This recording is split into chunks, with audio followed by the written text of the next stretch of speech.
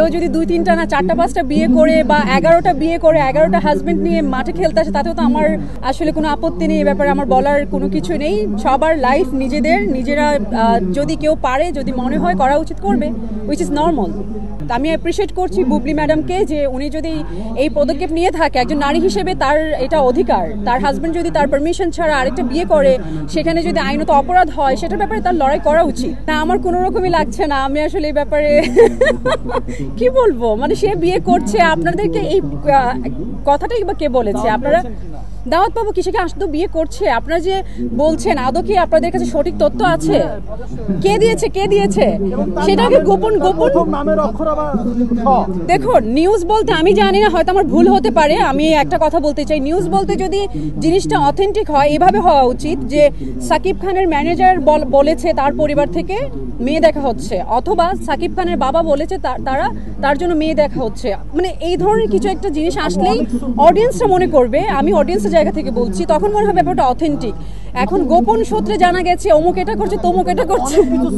আচ্ছা, প্রযোজক বলেছে, তার মানে উনি যেহেতু সাকিব খানের ক্লোজ ফ্রেন্ড, ওকে, তার মানে সত্যতা আছে। সো আমি এখন পর্যন্ত ওই নিউজটি দেখিনি। এইটা তো আসলে আমার মনে হয় আইনত অপরাধ। সো সেই ক্ষেত্রে তাদের ওয়াইফদের সাথে আপনারা একটু যোগাযোগ করুন, তাদেরকে বলুন আইনি ব্যবস্থা নিতে, রাজকুমারকে ধরে রাখতে। সেটা আমাকে বলে লাভ নেই, he is not mine. Very good, এখন এটা তো হওয়া উচিত। আমি অ্যাপ্রিসিয়েট করছি বুবলি ম্যাডামকে যে উনি যদি এই পদক্ষেপ নিয়ে থাকে, একজন নারী হিসেবে তার এটা অধিকার। তার হাজবেন্ড যদি তার পারমিশন ছাড়া আরেকটা বিয়ে করে, সেখানে যদি আইনত অপরাধ হয়, সেটার ব্যাপারে তার লড়াই করা উচিত। আমি যে কি করতাম, যদি আমার পার্টনার আমাকে রেখে অন্য কাউকে চুজ করে, ডেফিনেটলি আমি তাকে ছেড়ে দিতাম। আমি তার কথা কোনো চিন্তাও করতাম না। সো এখন সবার মধ্যে তো ওই ব্যাপারটা নেই। আমি ডেফিনেটলি করতাম না। আমি যদি সেখানে, নট অনলি আমি বুবলি, অপুদীপ, তাদের ব্যাপারে বলছি, যে কোনো মেয়ে হিসেবে আমার মনে হয় আমাদের যে মেয়েরা বাইরে স্পেশালি কাজ করে, তাদের মধ্যে ওই কনফিডেন্টটা থাকা উচিত। আমাকে রেখে আমার পার্টনার কেন চুজ করবে? আর যদি চুজ করেই, আমি তাকে যেতে দিব। আমি তো এমন কাউকে ধরে রাখতে চাইবো না যে কিনা আমাকে রেখে তার লাইফে অন্য কোনো অপশন থাকতে পারে। অফকোর্স নট, বিকজ আমরা অনেক কষ্ট করে লাইফটাকে এখানে নিয়ে এসেছি, আর আমরা মেয়েরা বাইরে কাজ করে খেতে পাচ্ছি, আমাদের অপশনস আছে। সো আমার কেন কাউকে জোর করে নিজের কাছে ধরে রাখতে হবে যে মানুষটা অলরেডি অন্য কাউকে চুজ করেছে? দেখুন, এখন যদি আপনারা মিডিয়ার নারীদেরকে বলুন, অফকোর্স আমি বলবো না, নারীর ক্যাটাগরি আছে। হ্যাঁ, এখন একটা মেয়ে, যে মেয়েটা অলরেডি 2-3টা বাচ্চা হয়ে গেছে, যে মেয়েটা অলরেডি হয়তো লেখাপড়া করেনি, যে মেয়েটা বাসার বাইরে কাজ কিভাবে করতে হয় সেটা জানে না, সেই মেয়েরা অসহায়। যে মেয়েরা অলরেডি মুভিতে কাজ করছে বা বড় কোনো কোম্পানিতে জব করছে, তার নিজে আর্ন করছে, সে জায়গায় অসহায়তার কি আছে?